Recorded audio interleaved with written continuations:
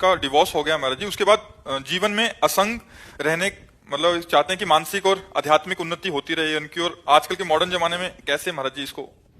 जब तक हम अंतर्वृत्ति को भगवान से नहीं जोड़ते हैं तब तक असंगता हो ही नहीं सकती, क्योंकि मन किसी न किसी वस्तु, व्यक्ति, स्थान का आश्रय लिए बिना रह नहीं सकता। इसका स्वभाव है, ये आश्रय लेके ही रहेगा। देखो, आप शांत होकर देखो तो कोई व्यक्ति चल रहा है दिमाग में, या कोई वस्तु, या कोई स्थान, या कोई घटना, या कोई परिस्थिति, वो आश्रय लेकर उसका चिंतन करता रहता है। तो इसके इन आश्रयों का जो पूर्व में आश्रय लेकर अपने अंदर कैसेट बना लिए, जब हम नाम जप करते हैं तब हमें खोल के दिखाता है कि ये कमाई है हमारे पास, तो हमें उसे डिलीट करनी है और नई होने न पावे।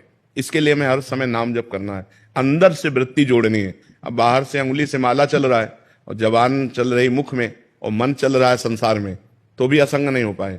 मन मय्यासक्त मनाह पार्थ, भगवान ने कहा मेरे में आसक्त मन वाला बने। तो भगवान की जब हम लीला कथाएं सुनते हैं, जैसे भागवत का 10वां स्कंद है, हम स्वयं पढ़ें, हम खूब कानों से सुने, भगवान की लीला कथाएं सुनते हैं, भगवान का नाम जप करते हैं और भगवान के मार्ग में चलते हैं, तो हमारे अंदर एक पावर आता है, भागवतिक पावर, उससे हम असंग रहते हैं। हमें अच्छा ही नहीं लगेगा, ऐसे लगता है कि मैं अकेला हूं, कोई तो मेरा होना चाहिए, ऐसा लगता है ना, सबको लगता है। जिसके हम गोद में सर रखकर चैन से सो सके वो केवल भगवान है, नहीं तो संसार कपटी है। ये पाए जान जगत में सब जन कपटी कुटिल कलयुगी टंच, ऊपर से क्या है अंदर से क्या है जान पाना बड़ा कठिन है।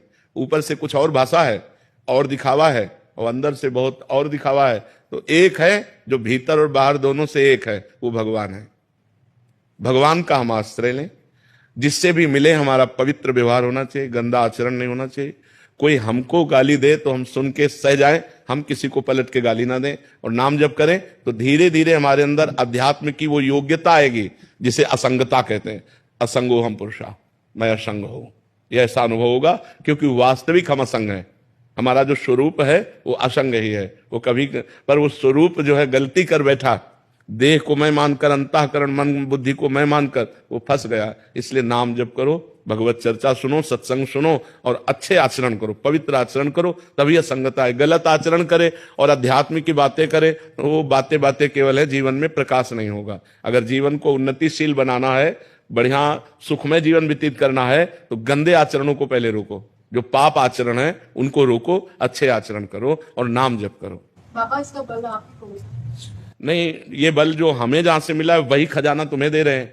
मान लो हम कह रहे राधा राधा जपो, भगवत चर्चा सुनो, तो इसी से तो हमें बल मिला है। जिस बल से हम टिके हुए हैं वही बल हम सबको दे रहे हैं। अगर इस बल को आप स्वीकार करें तो लंबे समय में आप खुद अनुभव करेंगे कि आपके